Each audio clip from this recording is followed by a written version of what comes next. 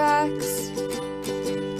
Bravely we prove in our striving, trudging together each day. Where there's a will, there's a way. Good morning, everyone. I'm over here pressing all sorts of buttons. Okay, there we go. Sorry about that. Good morning. It's time for the daily reflection. It's the first day of September and recovery month. It is recovery month. So, good stuff. Good stuff. Just wasting time, guys. That looks all janky. Okay. Now, let's go ahead and get started. I'm going to do a little talking like I usually do. Oh, man. So there's this miracle drug called Zofran.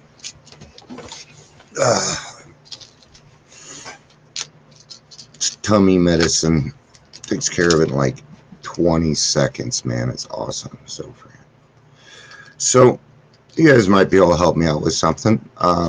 Whether you're here for the live or for the rewatch, if you could say hello, that would be awesome.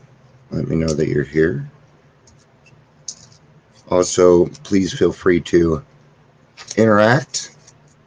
And if you have something to say, feel free to say it. So, I go to a 10 o'clock meeting, which starts at 6 minutes,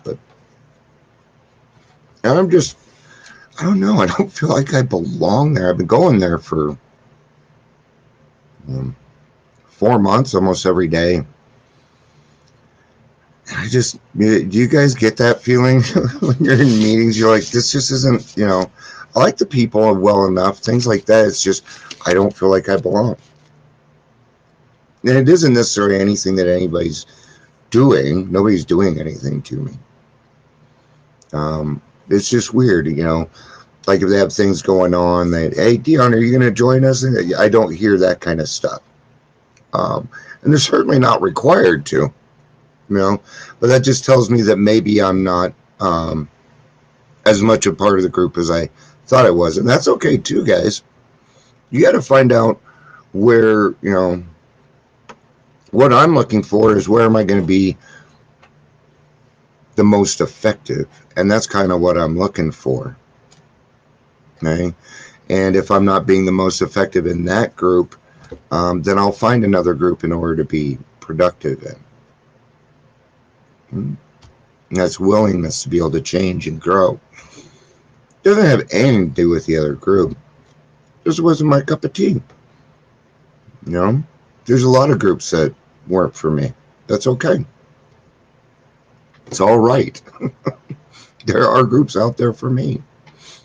You just got to keep searching for them. And there's no such thing as a bad AA meeting. That's the other thing. I love AA. AA is not the only way to get sober. It's not. But I certainly don't cut down other people that are keeping people sober. It's not how we work. No, it's how we should work. Not all of us do that. Some of us find this to be a competition because there's money involved, so they think it's a competition, but nah. Not for me. I apologize, guys. I don't like drinking like that. You guys having to sip my coffee. So give yourself a chance by hitting different meetings, and be honest with yourself. Do you feel like you belong there? Things like that. So let's go on with the daily reflection.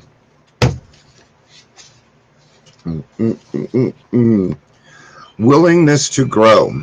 If more gifts are to be received, our awakening has to go on. What is our awakening? Well, that's our spiritual awakening, and that is in, as Bill sees it, page 8.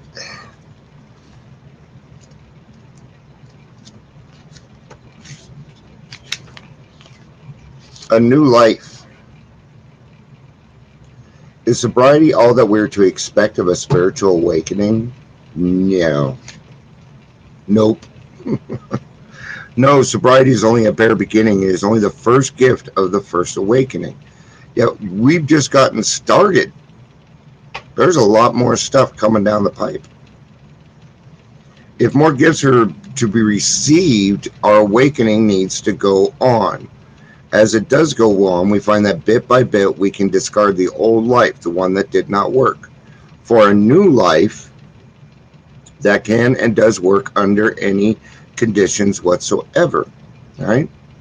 So that's the willingness. Morning, Jackie. Good to see you. A willingness at a new life. So we become willing to take a look at our drinking or our addiction, that our lives have become unmanageable. But as we go along, we're going to find that we're going to utilize willingness more and more and more and more. Okay? You always have to be willing to grow. Morning, Gary. Good to see you, dude. Always got to be willing to grow, to find new things within yourself to expand on, or to find things in yourself that are holding you back from the sunlight of the Spirit so that you can be effectiveness to God and the world around you. As it does go on, we find bit by bit we can discard the old life, and that it works under any condition. So far, it has worked under every single condition I have put it through. I'm still sober and happy. And I have PTSD and anxiety. That's another thing that I'm seeing a lot of right now. Self-diagnosis. I'm 2 months sober and I'm diagnosed with da-da-da. No, you're not, because they won't even diagnose you with that stuff until you're at least 6 months sober. So quit self-diagnosing. We know better. And quit lying about it. It isn't going to do you any good. Because here's the thing. What we say to ourselves matters. And if you sit there and say, I have anxiety, guess what's going to happen? You're going to get it. So shut up.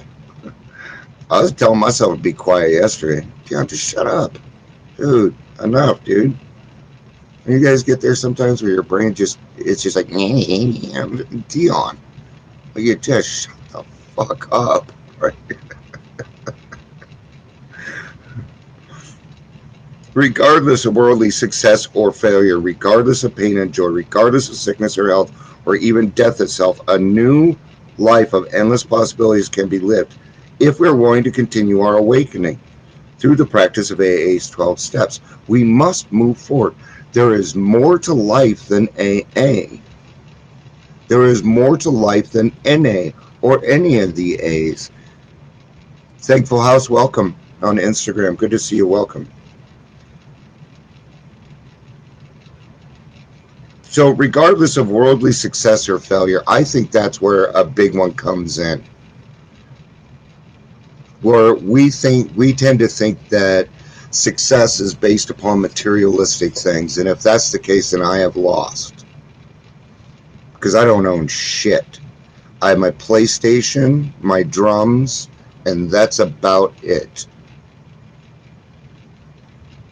But you guys wouldn't consider me that way, would you? No, I am successful. I'm successful in the fact that I've done the work. I've been restored to sanity. I can actually utilize my brain again because it is in line with God's will. I'm not saying that happens every day. I'm certainly not perfect. But I do the best that I can with what it is that I got, man. Right? I kind of feel like with having anxiety and PTSD and stuff, I kind of feel like it gives me an advantage over you guys. Because as soon as I get up in the morning, I have to be aware of everything going on around me immediately. I need to know where my 3 cats are at. I need to know where the dog is at. Is my wife safe? Because there's a war. I'm just waking up from war, man. Thankfully, I don't do those start wake-ups anymore. Ugh. Ugh. I'd still rather have those than a hangover, though. Fuck hangovers. Fuck hangovers! I think that's going to be my line for the month. Fuck hangovers. All right, let's finish this up. I'm having too much fun here. Sobriety fills the painful hole in the soul, man. I love some of the verbiage, man, and the way things are said. I'm very much into the English language because it is so fucked up. That my alcoholism created. My alcoholism didn't create that hole in my soul. It was always there. I was born with it. It was created by other people. I'm sorry, but I had no control over this when I was a kid. Alcoholism did not create that hole. It made it, and in the beginning it filled the hole, and then it just made it really fucking big. Then it made it impossible to fill it at all. Often I feel so physically well that I believe my work is done. I do not ever feel that way. Maybe someday physically I will feel well enough that I feel like my work is done, but I don't feel well enough. I have neck pains. I have a lot of things going on, right?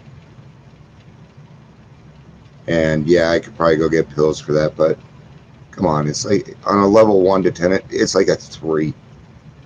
Compared to the detoxing I did and heart attacks, this ain't nothing, right? Do my stretches, do what I'm supposed to do, right? I can stay. Now and then I take some Tylenol. That often I feel, okay, however, joy is not just the absence of pain, it is the gift of continued spiritual awakening. Joy comes from ongoing and active study as well as the application of the principles of recovery in my everyday life and from sharing that experience with others. That's the key, is you have to share your experience with others. My higher power presents many opportunities for a deeper spiritual awakening. It gives you the opportunity. That is going to be up to you. My higher power presents many opportunities for deeper spiritual awakening. I need only bring into my recovery the willingness to grow. Today, I am ready to grow, right? So we're going to use that willingness, and you should be used to willingness by now, right? You're using willingness all the time, and you probably don't even know it. But it is the key. Here again, just like acceptance, okay? Acceptance is not the answer. It is the key to the answer, okay? You still have to do something about it. Acceptance is not the answer to all your problems today. I'm sorry. It is a key to the answer. So, how many times are you going to say that, Dion? All right, guys, that's going to be it. I'm going to go hit this 10 o'clock meeting. I'm going to give it another chance. Man, I don't just give up, but probably going to be the last chance I get. Part of the problem I have with it is I go and there's a lot of people with some time in it, and nobody says anything. It'll be quiet for like 10 minutes. And I'm sorry, but, and nobody ever has to call on me. I'll speak. If nobody's speaking, I will say something. I don't go to meetings to not say anything. But the fear of going first drives people. Why? Why does the fear for going first? Because we are afraid that other people will disagree with us. That's why. Okay? And if that's the way you feel in your AA meeting, because that's how I feel, you may be in the wrong AA meeting. All right, guys. I love you guys. Peace out and have a day. Hey, Jackie, thanks for being here consistently. It's good to see you. You too, Gary.